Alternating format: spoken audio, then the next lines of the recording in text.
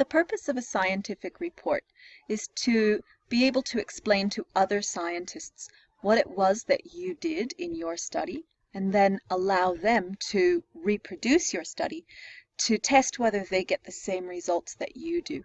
Remember from your very first video that science must be reproducible.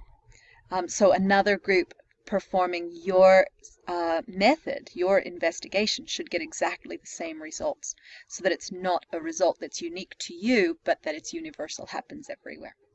So the purpose of the scientific report is to be able to communicate what you did and what happened. The first thing that every scientific report has to have is an aim or a purpose. This should be a simple statement of what you intend to do, and it should not be a question. The next thing that you need to include in a scientific report is your hypothesis. See the previous video if you need a refresher about what a hypothesis is or should be. Next, describe your method. And this is a numbered list of steps that must be written in the order that you performed them. Ideally, it will be written in the past passive voice. Now, that will take a lot of practice. Instead of writing, for example, measure 20 milliliters of water, or instead of writing something like we measured 20 milliliters of water, you would write something like 20 milliliters of water was measured. Also, include a scientific diagram of any equipment that you had to set up. Next, give us a list of materials. That's a list of everything that you used in your investigation. Any glassware, any equipment, any chemicals, anything. After all of that is done, you should be able to perform a risk assessment. There are 2 steps to any risk assessment. First of all, describe each of the things that is dangerous in your investigation. And second, describe how to keep yourself and other people safe. Next, describe your results. This would include all the tables and graphs that you made for your measurements.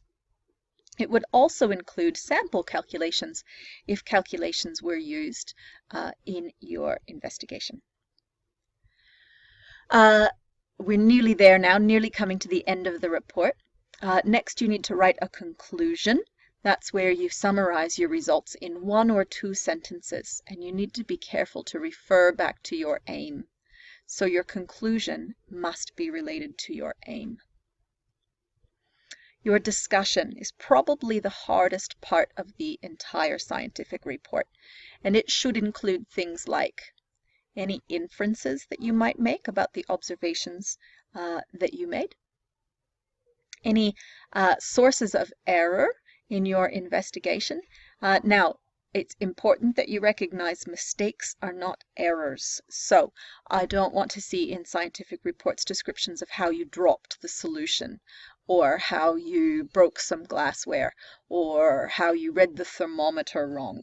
Those are silly mistakes. They're not sources of error. We'll talk some more about sources of error as time goes on.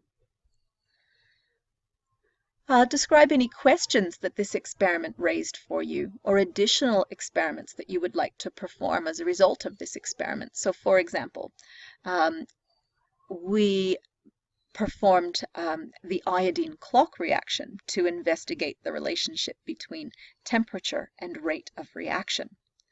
As a part of our discussion of that reaction, we identified that something else that would affect the rate of reaction would have been the concentrations of solution. So in your discussion for the iodine clock reaction, you could say, if I had more time, I would like to investigate how changing concentration affects the rate of reaction. And we've finally come to the end of everything that should be in your scientific report.